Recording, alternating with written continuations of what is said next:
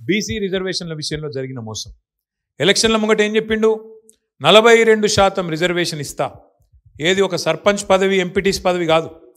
42% reservation ఉద్యోగాలలో ఇస్తా, 42% reservation విద్యలో ఇస్తా, 42% రిజర్వేషన్ ప్రభుత్వ కాంట్రాక్ట్లలో కూడా ఇస్తా. మీ ఊళ్ళో వేసే సీసీ రోడ్లు, మోరీలు అందులో కూడా బీసీలకు 42% ఇస్తా అని చెప్పిండు. ఎస్సీ ఎస్టీలకు 28% ఇస్తా అని చెప్పిండు. ఏది కాంట్రాక్ట్లలో వాటా అందులో కూడా ఇస్తా అని చెప్పిండు. సంవత్సరానికి 20,000 కోట్ల బడ్జెట్ పెడతా అని చెప్పిండు. ఏది బీసీలకు అంటే 5 ఏళ్లలో 1,00,000 కోట్ల బడ్జెట్ ఇస్తా, ప్రతి సంవత్సరం 20,000 కోట్ల బడ్జెట్ ఇస్తా అని చెప్పిండు. 2 బడ్జెట్లు అయిపోయినాయి. 2 బడ్జెట్లు కలిపి కూడా 12-13 కోట్లు దాటి పెట్టలే. 40,000 కోట్లు పెడతా అని చెప్పి 12-13 కోట్లు కూడా పెట్టలే. దాంతోపాటు రిజర్వేషన్ ఏదో కేసీఆర్ గారు తగ్గించిండు, నేను పెంచుతా, మొత్తం కేసీఆరే అన్యాయం చేసిండు అని అడ్డం పొడువు అసెంబ్లీలో బయట మాట్లాడిండు. మీరు చూసే ఉంటారు.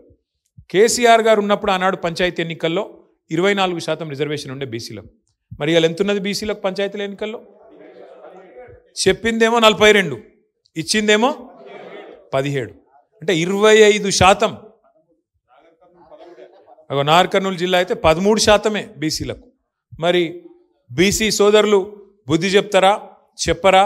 ఇంత మోసం చేసిన ప్రభుత్వం ఎన్ని డ్రామాలు చేసిండు మధ్యలో.